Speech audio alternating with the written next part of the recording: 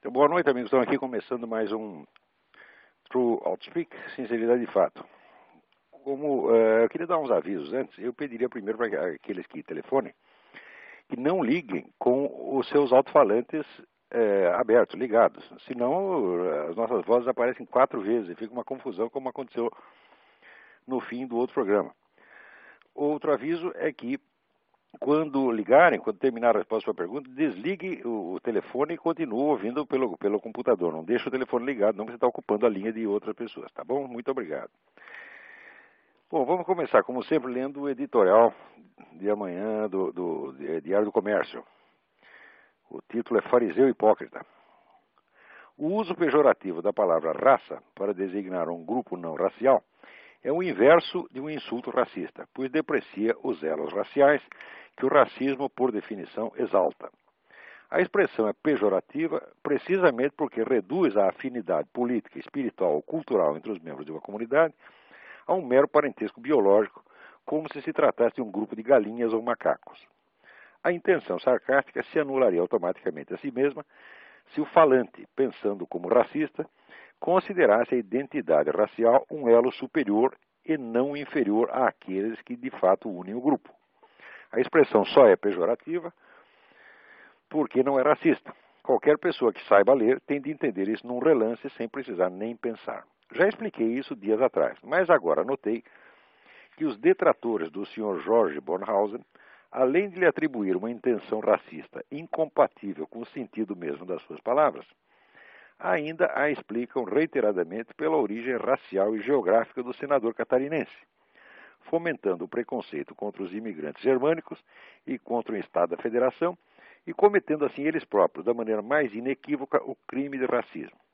Raramente a receita de Lenin, xingue-os do que você é, acuse-os do que você faz, foi posta em prática de maneira tão exemplarmente literal.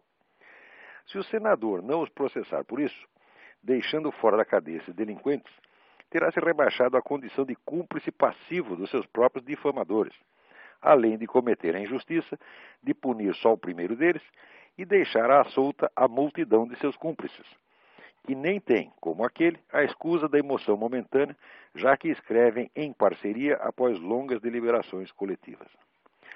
Penso aqui num deles em especial, o Sr. Dalmo Dallari.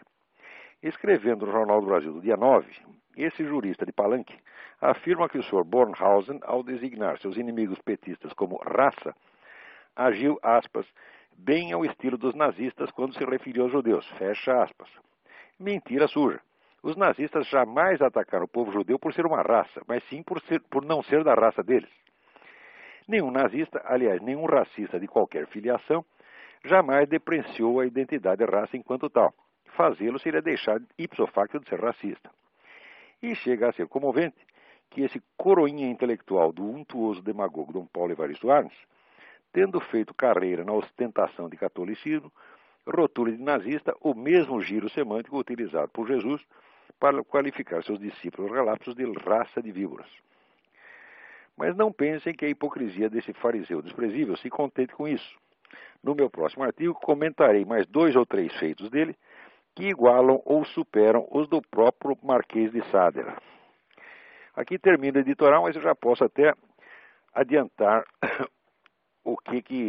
mais ou menos o que vai vir nesse artigo.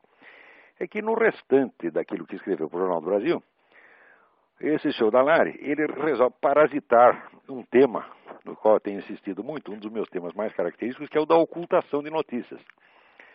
E ele, usando esse mote, ocultação de notícias, parasitando a expressão, acusa então a imprensa de ser direitista e ocultar notícias, né, que seriam do interesse da esquerda. E ele dá aqui 3 exemplos. Notem bem que quando eu falo de ocultação de notícias, eu estou falando de ocultação de milhares de notícias, e de notícias da mais alta importância, como o genocídio de cristãos no mundo ou a existência do Foro de São Paulo, que é a entidade mais poderosa da América Latina. O indivíduo usa a mesma expressão, quer dizer, esse tipo parasitar de linguagem bem característica de trapaceiro, e usa a mesma expressão para reclamar que a imprensa não dê 3 notícias. Que notícias são essas? Em primeiro lugar, ele diz, a imprensa não noticiou os manifestos a favor do Emir Sader. E isso é uma mentira calhorda, porque a imprensa toda noticiou isso, fez um barulho dos diabos a favor do Sader, Então o sujeito está simplesmente mentindo, quer dizer, e mentindo e sabe que está mentindo. Porque ele mesmo, como um dos signatários desse manifesto, é impossível que ele não tenha lido isso na mídia. E, em segundo lugar, ele reclama que foi feito esse pessoal de direitos humanos, entre aspas, fez um manifesto a favor de policiais que foram mortos, né, em defesa da honra de policiais que foram mortos por bandidos, etc, etc. E ele reclama, tá vendo? Dizem que nós só falamos mal dos policiais, só perseguimos os policiais, mas na hora que nós fazemos um manifesto a favor deles, ninguém notifica. Esse pessoal tem 50 anos de trabalho contra a polícia, 50 anos de defender bandido e criminalizar a polícia. Depois de tudo isso, depois de ter feito campanhas, barulho dos diabos, leis para amarrar as mãos das polícias, entregar os policiais inermes nas mãos de assassinos, daí fazem um manifestinho e querem que seja noticiado. Esse manifestinho não tem importância nenhuma, isso é uma babaquice, tá certo? Isso é simplesmente uma camuflagem, né? Então, assim, no noticiário é porque a notícia é realmente desprezível. Agora, o terceiro é o mais bonito de tudo, porque ele diz, olha, todo mundo denunciou esse caso do dossiê anti-tucano que teria sido comprado pelo PT, mas todo mundo ocultou o conteúdo do dossiê, ninguém revelou. Quer dizer, ele coloca isso como se fosse uma ocultação criminosa. Na verdade, se o dossiê é criminoso, o seu conteúdo é criminoso, e divulgá-lo seria simples. Se a imprensa o divulgasse, a imprensa toda estaria cometendo o mesmo crime. E era isto mesmo que esse canalha queria.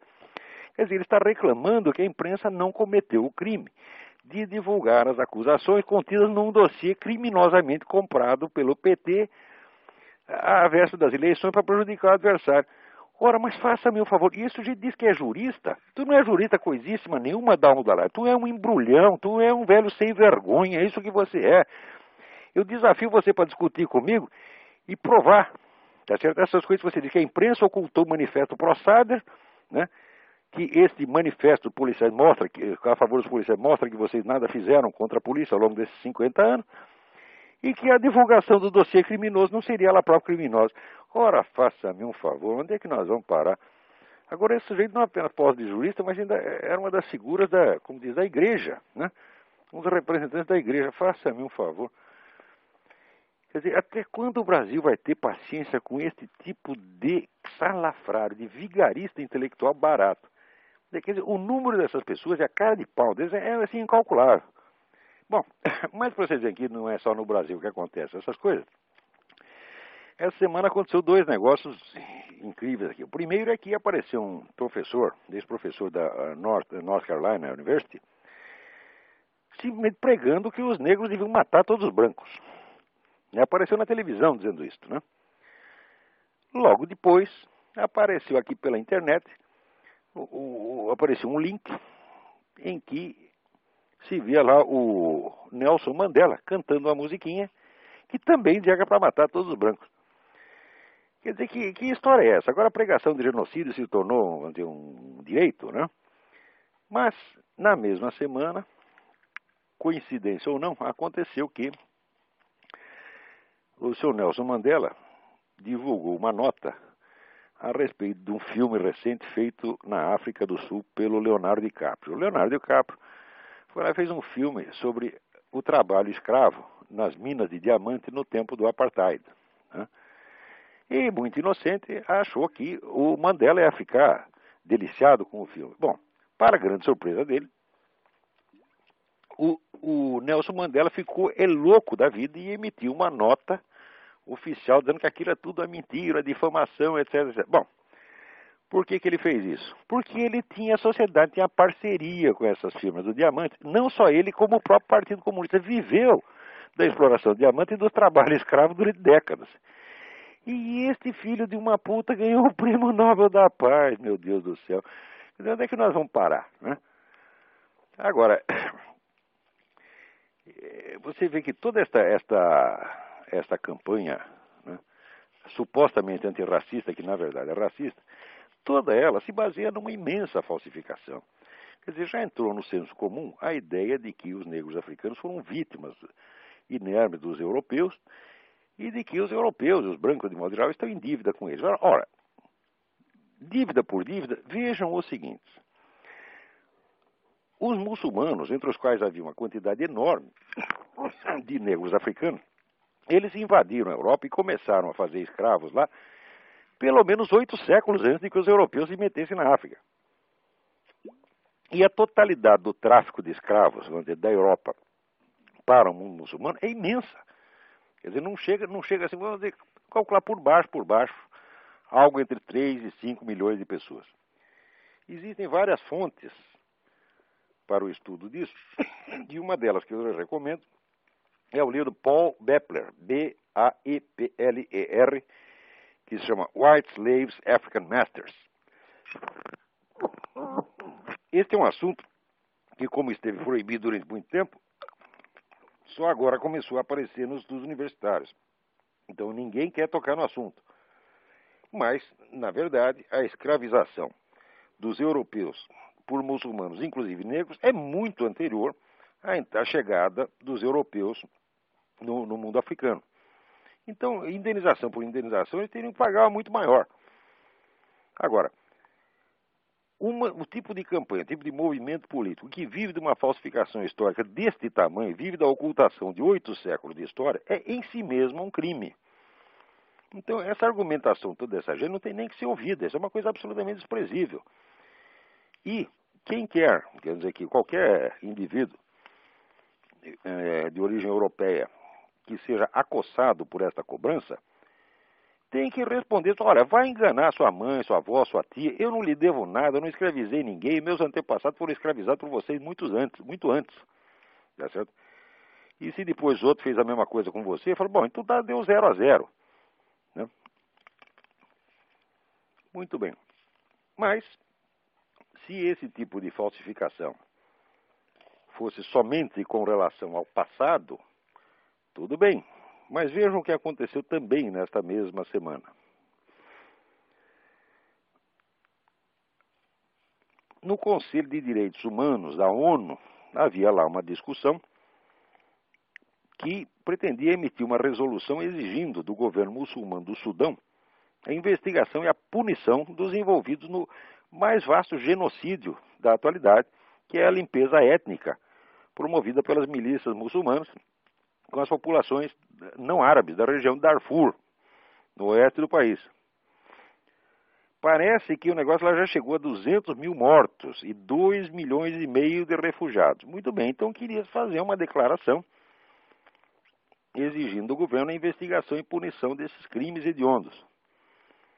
A resolução deixou de ser aprovada por 2 votos. E houve 4 abstenções. Uma delas vinha de quem? Do Brasil. Ou seja, o Brasil não acha importante investigar o genocídio e punir o genocídio, né? E ele preferiu, vamos dizer, se alinhar com os países que ficaram contra ou se abstiveram, como a Arábia Saudita, China, Cuba, Paquistão, Rússia, Zâmbia. Quer dizer, diz-me com quem andas e eu direi quem és. O Brasil é exatamente isso hoje. O Brasil é um servidor de ditaduras genocidas, tá certo? Está alinhado com elas e não abre. Ele tem um amor sem fim por esta coisa, né? Olha, se vocês quiserem mais detalhes sobre esse negócio do Mandela com os diamantes, vocês procurem na revista The New Republic, www.tnr.com, um artigo de um autor chamado Isaac Chotiner, C-H-O-T-I-N-E-R. E está lá tudo explicado, esta sem vergonhice, tá certo, deste homem que viveu do trabalho escravo e que hoje posa como sendo o grande herói nacional. Ainda na mesma semana, o Ministério das Relações Exteriores emitiu uma nota reclamando das informações difundidas aqui dos Estados Unidos quanto à existência de terroristas na região da Tríplice Fronteira. Ora, mas o que significa uma reclamação? Uma informação, não tem sentido reclamar contra uma informação. Uma informação simplesmente com provas. O seu fato é que o Departamento do Tesouro aqui emitiu uma montanha de informações sobre esses canais de dinheiro. E não é só a informação.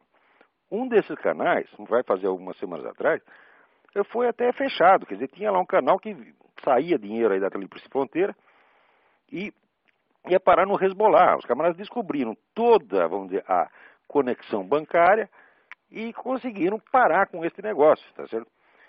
Então pegaram mesmo o dinheiro, assim, pegaram o pessoal com a boca na botija. Quer dizer, agora o governo brasileiro reclama de informações, quer dizer, isso é reclamar contra a realidade. Está na cara que esses terroristas estão aí. E o que o governo brasileiro quer fazer é disfarçar. Por quê? Porque ele está interessado nisso, ele é cúmplice desta coisa. O Brasil é cúmplice de todas as organizações do Foro de São Paulo. Ele está comprometido com isso, Lula está comprometido com isso, assinou 1000 vezes promessas de solidariedade aos caras, ele simplesmente não pode voltar atrás. Então ele está cumprindo o papel dele de office boy do Foro de São Paulo, office boy de terrorista, que é isso que é esse presidente brasileiro. Sendo assim, também não é de estranhar que o Hugo Chávez tão logo venceu as eleições, tenha ido correndo tramar não sei o que com o Lula. Né? Não sei que nos mesmos dias sai esta entrevista falando do novo conceito de propriedade que o Chávez pretende implantar na Venezuela. Quer dizer, novo, uma pinóia. Isso é o velho conceito soviético de propriedade, resguardando alguns pedacinhos para a propriedade privada, como tinha na própria Constituição Soviética. Mas, de fato, a eliminação da propriedade privada no continente não está acontecendo só na Venezuela. Você vê, no Brasil, o que o sujeito paga hoje, vamos dizer, para transmitir uma propriedade, no caso do inventário, é 50%, 60% do valor da propriedade. Quando saiu a nova legislação sobre isso, eu creio que uns 2 ou 3 anos atrás, o meu amigo Fernando Lobo Dessa, que é um grande advogado tributarista de São Paulo, ele fez os cálculos e ele disse que isso aí, em 2 gerações, eliminará totalmente a propriedade territorial privada no Brasil. Ora, esta eliminação lenta por meio da taxação é exatamente a fórmula que Karl Marx recomenda. Quer dizer, nenhum desses grandes líderes comunistas era louco de achar que você podia chegar numa mesa e fazer um decreto e dizer está acabada a propriedade privada dos meios de produção, está acabada a propriedade territorial da terra. Isso aí só na cabeça de brasileiro, só brasileiro é que pode imaginar que comunismo é isso, e que, portanto, quando ele não vê isso é porque não tem comunismo. Ora, Karl Marx propunha exatamente a taxação progressiva que tornasse inviável a propriedade privada. E isto já está sendo aplicado no Brasil. Quer dizer, por que estão tão assustados com o Hugo Chávez? É só porque o Hugo Chávez dá nome aos bois? É só porque ele diz o que ele está fazendo? Porque que no Brasil a pessoa faz uma coisa e diz outra? Na verdade, o sistema brasileiro de eliminação da propriedade privada é muito mais eficiente do que o do Hugo Chávez. É praticamente infalível. E Karl Marx dizia que a eliminação da propriedade privada tinha que ser feita ao longo de muitas gerações. Presta atenção, muitas gerações. Ele pensava umas 7 ou 8 gerações. Ao passo que no Brasil ela já está sendo feita, né, num prazo que vai ser de 2 ou 3 gerações no máximo. De maneira que esses senhores aí que são ricos, cheios de propriedades, etc., que se sentem muito seguros porque dão um dinheirinho pro PT, são todos loucos. Vão perder tudo que tem. E, aliás, merecem mesmo. Porque é um pessoal que não tem vergonha na cara.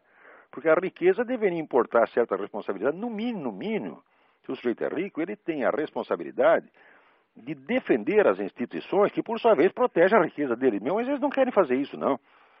Eles querem empurrar os outros na frente. Quanta gente não diz assim, não, eu tenho muito a perder. Quer dizer, o camarada, porque é rico, ele acha que assim, a fortuna dele vale mais do que a sua vida. Todos eles acham isso. Né?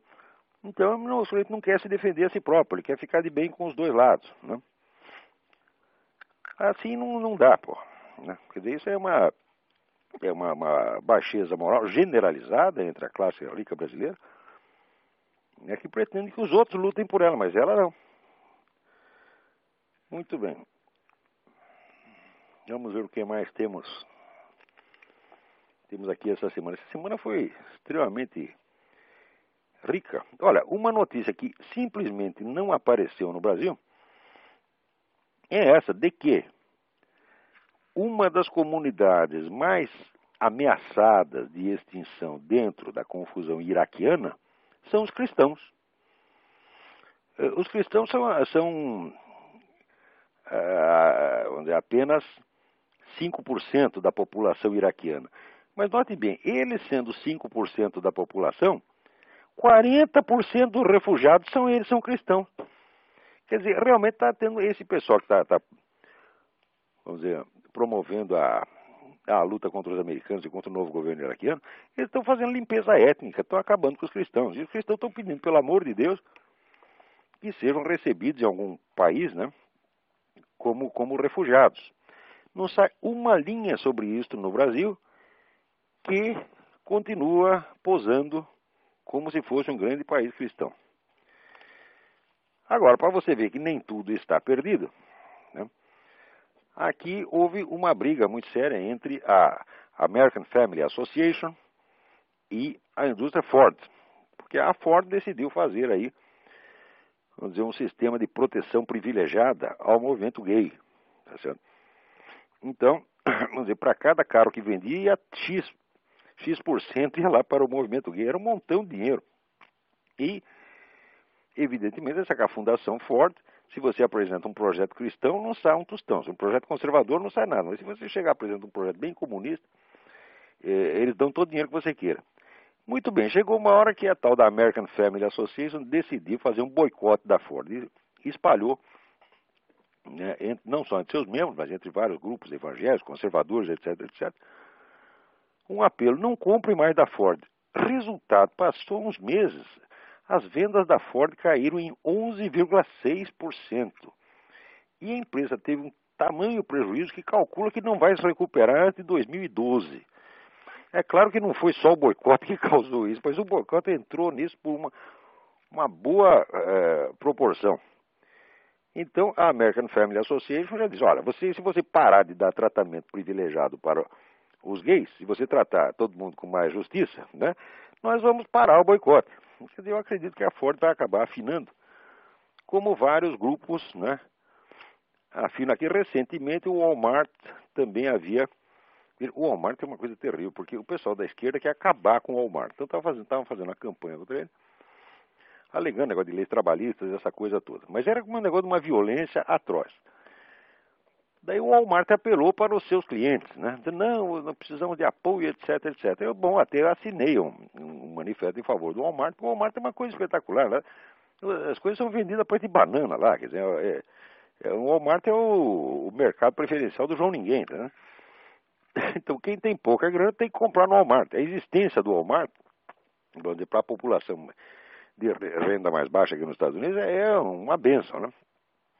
Então assinei lá um manifesto em favor do Walmart. Passa 2 ou 3 semanas, entra o Walmart nessa campanha sórdida de eliminar a expressão Merry Christmas e botar só Holidays. Daí, evidentemente, também a mesma entidade, American Family Association, ameaçou de fazer 2 dias, notem, 2 dias de boicote ao Walmart. Seria uma quinta e um sábado. Então, dizendo, não compro no Walmart nos dias tais. Chegou na véspera do boicote, o Walmart já afinou: não, pelo amor de Deus, Merry Christmas para todo mundo.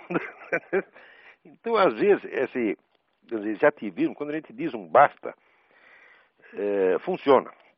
Mas não pode ser só na base da discussão, na base do bate-boca, da guerra cultural. Não, tem que ter uma ação efetiva que doa no bolso. Tá certo? Agora, campanhas como essa não funcionam por quê? Porque ao longo dos últimos 30 anos, né, entre a população que vai de 18 a 25 anos, o número daqueles que se dizem esquerdistas, ou liberals, como se diz aqui nos Estados Unidos, caiu em 12%, ao passo que o número daqueles que se dizem conservadores cresceu 143%. Quer dizer, o movimento conservador está num crescimento tremendo aqui. E não se deixem iludir por esse recente resultado das eleições, porque o Partido Democrata, na hora H, apelou ao expediente de pegar candidatos conservadores. Né? E o partido que faz tanta aquela campanha contra a teocracia, um dos candidatos de mais sucesso foi um candidato índio que eles lançaram, né? E o índio é tão conservador que já começou o discurso dele dizendo: eu agradeço ao meu Senhor e Salvador Jesus Cristo, etc, etc. Quer dizer, isso aí seria, um pouco tempo atrás, seria anátema no Partido Democrata, mas agora eles precisam de conservadores para eleger. Então, saiu aqui no Limbaugh Letter, que é o boletim do Rush Limbaugh. Rush Limbaugh é aquele radialista que tem 38 milhões de ouvintes diários. ele saiu aqui a lista dos chamados neodemocratas, né? Por exemplo, tem aqui o senador Jim Webb. O senador Jim Webb aqui da Virgínia. Ele venceu, né, venceu a eleição para senador aqui. Democrata. Só que ele foi secretário da Marinha do governo Reagan. E é um nitidamente chamado conservador social, quer dizer, um homem a favor dos valores cristãos, etc. E mais ainda, ele é pró-armas, a favor da liberação das armas. Ele gosta tanto de armas, é tão a favor do direito de portar armas que ele deu uma arma de fogo para o filho dele de 8 anos. Quer dizer, quando se veria um sujeito desse ser eleito um Partido Democrata uns anos atrás? Não tinha essa gente, né? Daí está aqui, ó, Bob Casey, da Pensilvânia, é um dos líderes do movimento anti-aborto. E assim tá lá a lista no boletim do Limbaugh. Então, o que o Partido Democrata fez? Decidiu parasitar o prestígio dos conservadores. Só que isto é uma coisa muito canalha. Por quê? Chega na hora H, esses conservadores todos, eles vão ter que votar de acordo com o que a liderança decidiu. Chega a dona Nancy Pelosi e diz, olha aqui, tem a questão tal, está sendo discutida, você vai ter que votar assim, assim, assim, assim, assim. Por mais conservador que você seja, vai ter que obedecer a Nancy Pelosi, que é comunista pra caramba, entendeu? Então, esse pessoal todo, vamos dizer, ele está servindo a seus inimigos. Quer dizer, o sujeito, pela chance dele ser eleito deputado ou senador, ele aceita estar num partido que é um partido que está contra o próprio país dele. Mas que foi uma manobra bem feita do Partido Democrata, foi. E que isso não representa de maneira alguma guinada à esquerda. Isso não representa mesmo. Só na cabeça de brasileiro pode-se entender a coisa desta maneira. Muito bem, agora vamos lá aqui responder alguns e-mails que chegaram. E depois de responder os e-mails eu vou abrir aí os microfones para quem está esperando para falar. Mas antes disso tem mais um negócio aqui. Dentro, vamos dizer, desta imensa esse projeto de nova civilização mundial aqui, esse pessoal da ONU e os Rockefellers, essa gente toda está implantando no mundo, é preciso ver que tem aí, vamos dizer, está embutido não só uma neutralização das soberanias nacionais, mas também, vamos dizer, a modificação do panorama moral e religioso do mundo, uma reforma tão radical, que tudo que antigamente era considerado contra valores ou antivalores, agora vão ser os grandes valores que vão orientar a vida das pessoas, né? Para vocês terem ideia de até onde pode vir isto, vocês viram que na Holanda está havendo um fenômeno de que os velhinhos estão fugindo do país por medo da eutanásia. Porque tem havido muito caso de eutanásia lá, e na maior parte dos casos, quem pede para o doente terminal ser liquidado não é ele não, é a família. A família está com o saco cheio de sustentar o velhinho, simplesmente manda matar, né? Então está havendo uma debandada de anciãos da Holanda. E, note bem, a eutanásia como o aborto, né? Por enquanto a ONU aqui faz campanha a favor das duas coisas. Atualmente ela já está criminalizando a resistência ao aborto. Logo estará criminalizando a resistência à eutanásia. Mas antes mesmo que a ONU faça isso em escala mundial, o governo da Inglaterra já decretou que se o médico é ordenado a fazer uma eutanásia e se recusa, ele pode ir para a cadeia. Tá certo? Então, quer dizer, o dever sacrossanto de matar os velhinhos. Esse é um dos valores, né, que serão implantados na nova civilização. Antes de 20 ou 30 anos, nós vamos estar vivendo num universo totalmente modelado por esses novos valores, por essa contra-religião, por essa religião satânica que esse pessoal está promovendo. Para isso, por exemplo, no Brasil já vão fazer agora, está anunciado aqui, já deve ter sido, o primeiro Fórum Espiritual Mundial. Foi realizado de 6 a 10 de dezembro na cidade de Brasília. Brasília já é a capital universal da macumba, né? Então é um bom lugar. Eu não sei o que deu esse Fórum Espiritual Mundial. Começa pequenininho, isso aí não teve muita repercussão, mas logo isso aí vai ser um acontecimento de grande envergadura.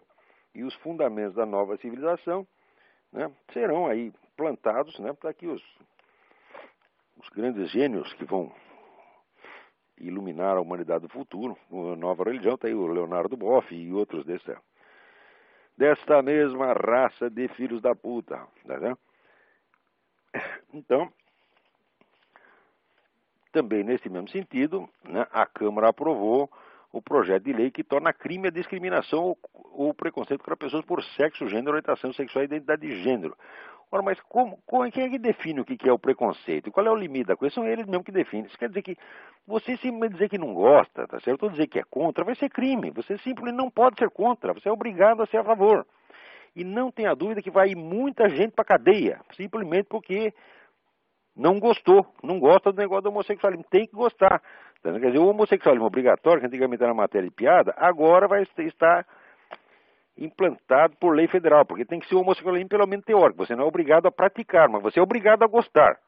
E se você não gostar, você tem que expressar o seu desgosto em casa, né, num círculo privado, em voz baixa, você tem que sussurrar. Dizer, olha, eu não gosto.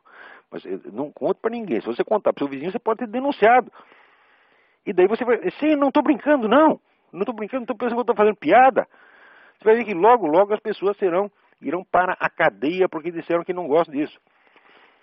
Então, quer dizer, olha, para mim a coisa mais absurda do mundo, o simples fato de haver uma política, um movimento político baseado numa preferência sexual já é uma coisa absurda. Né? Por que não tem um movimento em favor dos sadomasoquistas?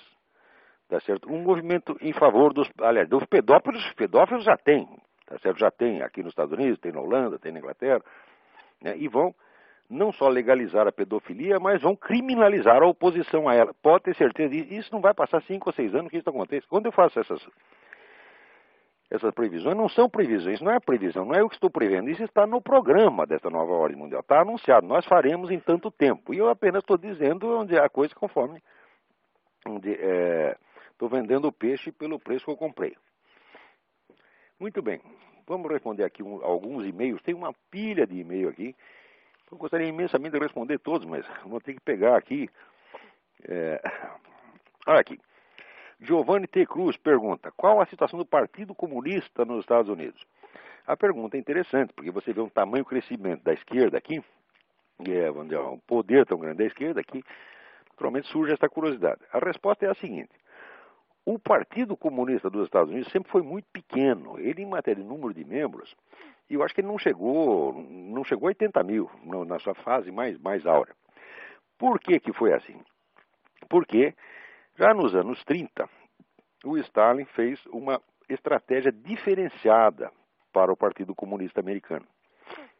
Ele achava, com razão, que seria muito difícil você coordenar, vamos dizer, uma operação revolucionária do outro lado do mundo, dentro dos Estados Unidos, sob uma fiscalização policial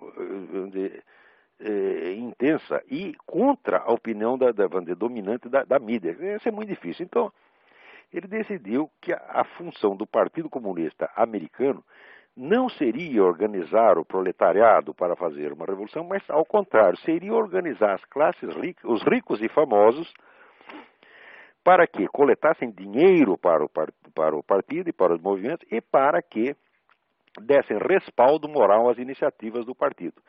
Para isso era absolutamente essencial que essas pessoas não fossem membros do partido, mas que fosse aquilo que se chama companheiro de viagem. Então, resultado, o Partido Comunista tinha pouquíssimos membros, mas tinha um número enorme de companheiros de viagem, entre os quais você tinha deputados, senadores, banqueiros, governadores de estado, os grandes produtores de Hollywood, milionários, celebridades, praticamente as celebridades aqui eram 90% pró-comunistas e trabalhavam para o Partido Comunista sem jamais ser membro. Então, é uma coisa paradoxal, porque o Partido Comunista oficialmente, materialmente, era nada.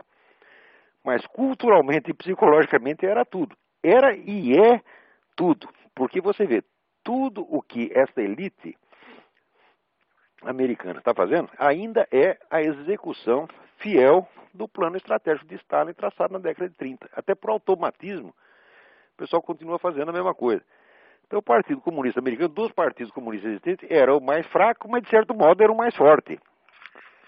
É um negócio fantástico. Se você quiser alguma indicação sobre isso, você leia aquele livro Double Lives. Puxa, agora até esqueci o nome do autor. Ô, droga, esqueci mesmo. Mas prometo te dar numa próxima vez, tá bom? Vamos ver o que mais temos aqui. Tem um leitor, ouvinte, Rodrigo César Banhara. Diz que ele perguntou ao príncipe Dom Bertrand do Leões de Barreiros o que ele pensa de mim. E o príncipe respondeu, não, o Olavo trata apenas dos aspectos políticos. Não é verdade isso, Dom Bertrand. Eu gosto muito do senhor, tenho a maior apreciação, acho que o senhor é um dos poucos brasileiros realmente patriotas que existem nessa droga. É um senhor que realmente tem amor ao Brasil, o senhor já provou isso 1000 vezes. Mas, por favor, preste mais atenção nas coisas que eu estou escrevendo, porque eu estou abrangendo todo o território temático possível. Isso aí vai dos aspectos culturais, filosóficos, religiosos, sociológicos, etc, etc, etc. Não estou, agora, se pretende, se o indivíduo acompanha só os meus artigos num determinado jornal e quer saber o que eu estou fazendo, bom, ele vai ter uma visão limitada. De qualquer maneira, eu não estou falando nada contra o príncipe Dom Bertrand, não, ao contrário, eu gosto muito dele, eu acho uma pessoa muito boa, um homem que transpira honestidade. E mais ainda, é o brasileiro que eu conheço que mais conhece o Brasil. Ninguém estudou os problemas brasileiros como Dom Bertrand. Você pega ele e pergunta sobre qualquer coisa. Diz, olha, eu quero saber aqui como é que é a economia da plantação de abobrinha em São Tomé das Letras. Ele sabe tudo. O homem é muito impressionante. Faz tempo que não existe mais brasileiro desse tipo. Antigamente tinha aqueles camaradas entusiasmados pelo Brasil que estudavam tudo. Ele é um deles. Muito bem. Agora, aqui o Gustavo Loureiro pergunta o que eu acho desse negócio de ser assaltado ministro Supremo do Tribunal Federal. Fala, daqui a pouco o Gilmar Mendes foi assaltado. Fala, é ótimo. Tem que assaltar todos. Tem que assaltar os ministros do Tribunal Federal, tem que assaltar os deputados, tem que assaltar o presidente da República. Daí, quem sabe, a pessoa entende o que está acontecendo nesse país. Porque enquanto quem está sendo assaltado é o Zé Ninguém e esse pessoal está muito confortável lá em Brasília, né, eles não percebem, quer dizer, que a importância do problema. Eu acho que esse problema de violência no Brasil ultrapassou de há muito a margem do tolerável. Né, um país que tem 50 mil homicídios por ano não tem nenhum problema mais grave. Né? O Lula disse que o Brasil nunca teve nenhum problema além desse das aeronaves. Fazia tempo que o Brasil não tinha um problema. Mas que idiota. Idiota não, esse sujeito é cínico. Muito bem, vamos lá. Aqui, Leandro Nascimento Mantal, de Curitiba. Escreve que está procurando meu livro Imbecil Curitiba, mas não encontra. Leandro, se você for à livraria do Chaim, que é a livraria mais famosa de Curitiba, ele tinha lá um montão de exemplares do Imbecil Coletivo. Você vai lá e encomenda porque acabou de sair uma reedição pela Realizações. É impossível que ele não tenha. Vamos aqui. Cassiano, não sei de onde, pergunta. Queria saber quais as principais influências que o senhor recebeu de Max Scheler e Ortega y Gasset. Isso é muito fácil. Quer dizer, com o Max Scheler eu peguei sobretudo a ideia da sociologia do conhecimento, que foi ele o verdadeiro criador, depois a ideia foi explorada pelo Karl Mannheim, mas a ideia mesmo foi do Max Scheler, e todos nós temos uma dívida com ele. E do Ortega y Gasset eu peguei sobretudo esta ideia de que a filosofia deve se articular muito em torno da vida pessoal do próprio filósofo. Quer dizer, a vida pessoal do filósofo é uma interpretação que ele dá à sua filosofia. Né? E isto porque Ortega y Gasset dizia que esta forma de existência tipicamente humana, que é ter uma biografia, quer dizer, ter uma vida contável, narrável desde a primeira pessoa, é um dos eixos articuladores da filosofia. Eu também acho que é. Eu não acho que é o eixo central, como ele diz, mas eu acho que é um dos eixos. E eu acho que a filosofia que não se justifica na vida pessoal do filósofo é porque ele não acredita nela. E se ele não acredita nela, por que nós deveríamos acreditar? Né? Eu acho assim que você pode admitir que o indivíduo tem uma teoria científica na qual ele só acredita quando ele está trabalhando no laboratório, mas que não tem importância vital para ele na sua vida diária. Mas uma teoria filosófica não. A teoria filosófica é a interpretação da própria realidade existencial na qual ele está. Quer dizer, então, a obrigação número 1 do filósofo é acreditar naquilo que ele mesmo está dizendo. Outra pergunta, aqui tem um ouvinte, Walter. A ideia do governo central não ser um legado degradado à tradição teocêntrica comum às grandes religiões?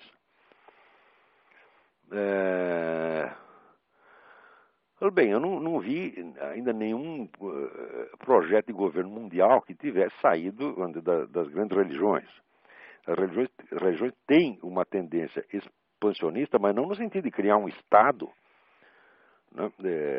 Quer dizer, o projeto do governo mundial é ao mesmo tempo uma ampliação e uma degradação da ideia das grandes religiões. Quer dizer, ampliação no sentido quantitativo, porque eles não se conformam senão com abranger o mundo inteiro. E uma degradação por quê? Porque esse governo, a ideia do governo mundial, junto com todo o projeto humanista, materialista, etc., que está envolvido, é a ideia de cercar o horizonte humano e, como diz, expulsar a transcendência. Não tem mais transcendência, só tem imanência. Só existe um mundo sobre o qual o Estado tem alguma jurisdição. O resto não existe. E muito bem. Puxa, tinha tantos e-mails interessantes aqui, meu Deus do céu.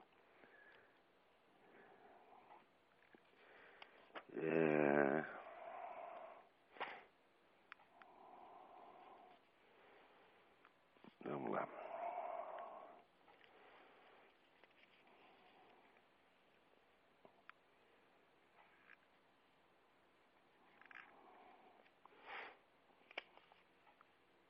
Gostaria de tá aqui.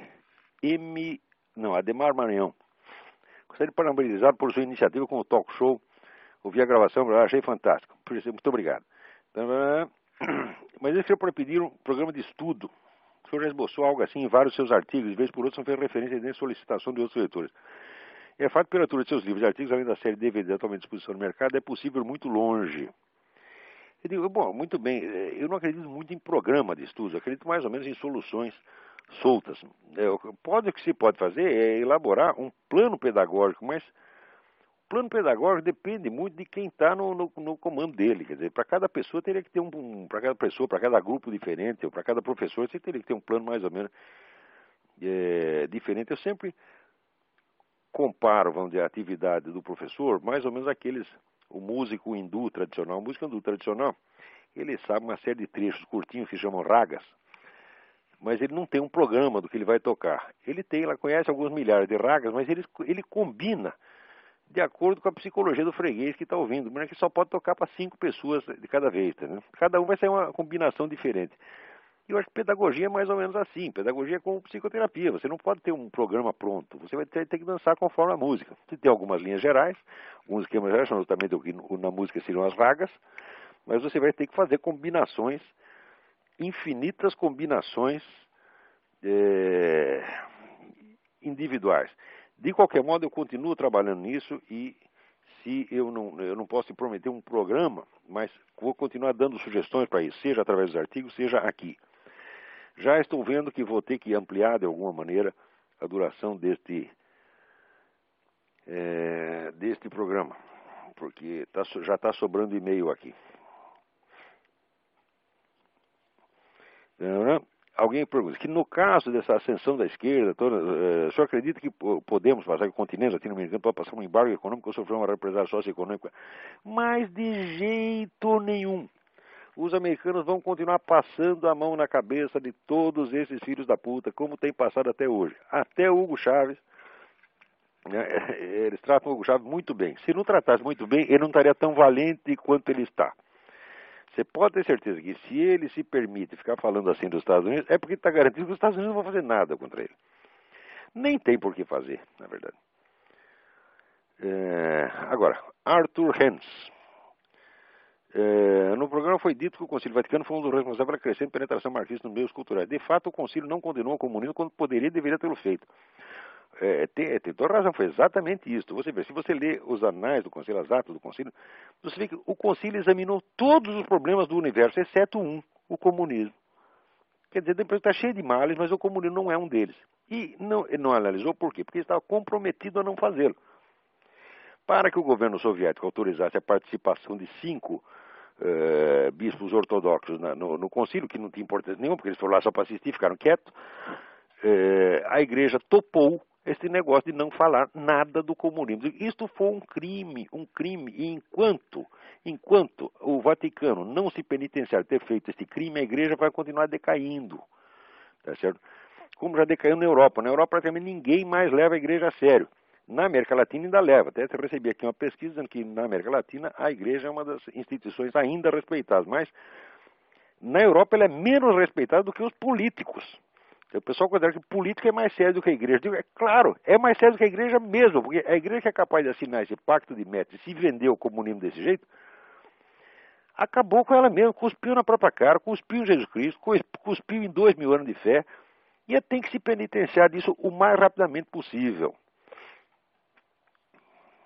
Vamos lá.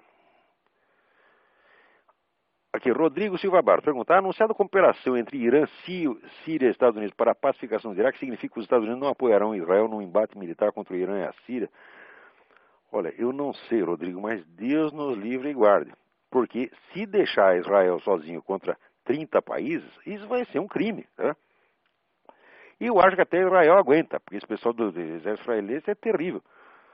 E se entrar em guerra com os 30, é até capaz de ganhar. Mas que será uma coisa, vamos dizer, uma covardia hedionda dos Estados Unidos? Será. Mas eu não acredito que o governo vai fazer isso, não. Aliás, o pessoal já está afastando isso. Quando esses democratas dizem, não, nós temos que tirar todos os soldados e entrar em conversações, conversa mole. Antes da eleição eu disse, se eles forem eleitos, eles não vão diminuir os soldados lá, eles vão mandar mais. Já estão discutindo como mandar mais. Porque aquele negócio é louco sim, pero não tonto. Quer dizer, é louco, mas não rasga dinheiro. Bom, vamos ver se tem alguma pergunta aí ao vivo. Quem está aí? Tem alguém na linha no momento? Bom, se não tem, então, muito bem. Vamos passar para mais algumas respostas aqui. Olha, tem uma pergunta filosófica aqui. A pergunta está maravilhosa, mandada pelo Bernardo Vieira Emerick. Infelizmente está muito comprida aqui. Eu precisaria de mais tempo para isso. É sobre a teoria dos objetos de Alex Meinung. Seria lindo poder explicar isso aí. Talvez eu pegue isso numa das minhas aulas, nas próximas aulas, e você acabará recebendo esta resposta. Eu não vou esquecer disso aqui, porque é de fato um problema muito interessante.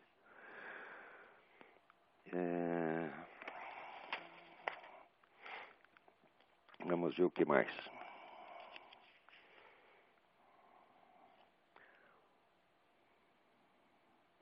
Aqui, Ira Gorik.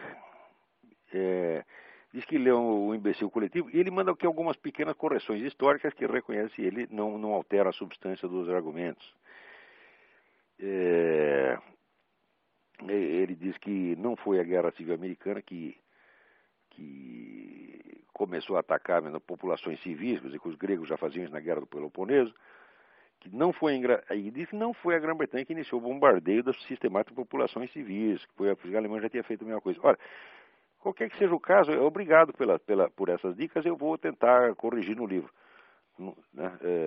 Mas se não der para corrigir, bom, isso aí não vai alterar a...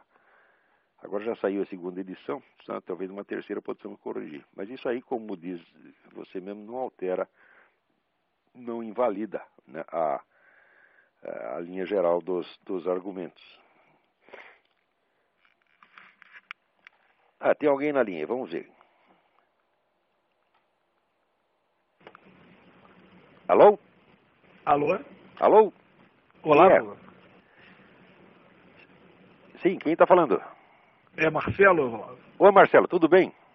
Tudo bem? Eu estou no Rio de Janeiro e está dando um eco aqui, mas eu vou tentar fazer algumas considerações. Eu te agradecer aí a oportunidade de te ouvir, te parabenizar aí pelo programa. Obrigadão, mas vamos rápido, fazer temos 4 minutos só. Ok, uma sugestão.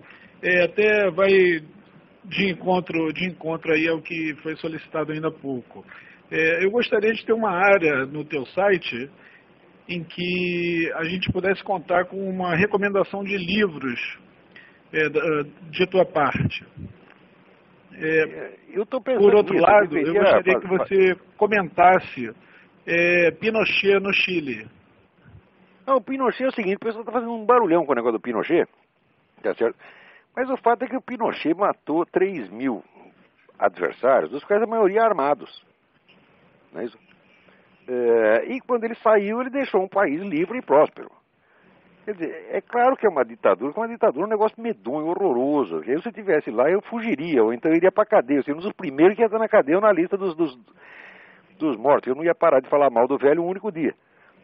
Mas, depois quando a gente vê na retaguarda histórica, tá certo? Ora, esses 3.000 renderam ao Chile, tá certo?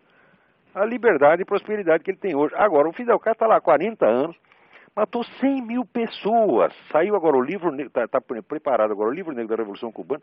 O homem não é responsável por menos de 100.000 mortes, inclusive 15.000 na África, né? Quando eles invadiram Angola. E o que deu? Eles deu uma miséria desgraçada. Miséria, falta de liberdade, quer dizer, um caso de prisões. Cuba chegou a ter... Veja, no Brasil o pessoal faz choradeira por causa de 2.000 prisioneiros políticos. Ao longo de 20 anos de ditadura chegou a ter 2.000 prisioneiros políticos. Em Cuba chegou a haver 100.000 prisioneiros simultaneamente. Quer dizer, olha, até falar de Fidel Castro e Pinochet na mesma linha é um insulto à inteligência humana. Quer dizer, o Pinochet fez uma ditadura. Todas as ditaduras reacionárias são temporárias. Elas vão, fazem o que tem que fazer e vão embora. As ditaduras revolucionárias é que fazem mudanças aprofundadas, tão aprofundadas que depois não dá para voltar mais atrás. Quer dizer, um dos critérios da gravidade dos males é a possibilidade de corrigi-los. Os males criados por uma ditadura reacionária você corrige depois na democracia, mas uma ditadura revolucionária mata o país, como eu vi com os meus próprios olhos aqui fizeram na Romênia. Quer dizer, as modificações são tão grandes, o homem desarticulou tão profundamente o país que não é possível levantá-lo nunca mais. Como a Rússia vai ficar eternamente na corrupção. A França, depois da Revolução Francesa, nunca parou de decair. Enfim, as ditaduras reacionárias são sempre males menores do que as revolucionárias. Bom, com isso temos que encerrar aqui o programa. Muito obrigado a todos e até a semana que vem. Obrigado.